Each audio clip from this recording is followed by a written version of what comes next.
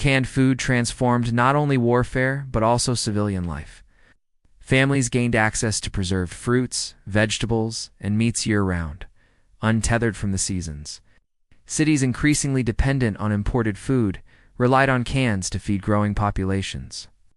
Canning extended the reach of global trade, bringing pineapples from Hawaii, salmon from Alaska, and tomatoes from Italy to dinner tables across Europe and America. The technology also had darker sides.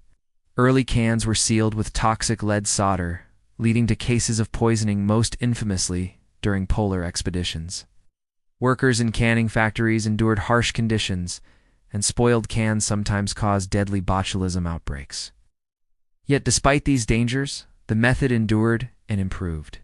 By the late 19th and early 20th centuries, advances in sanitation, machinery, and understanding of bacteria made canning safer and more reliable. Today, canned food is so common it feels mundane. From soups to tuna to beans, it sits in every pantry, a silent testament to centuries of innovation.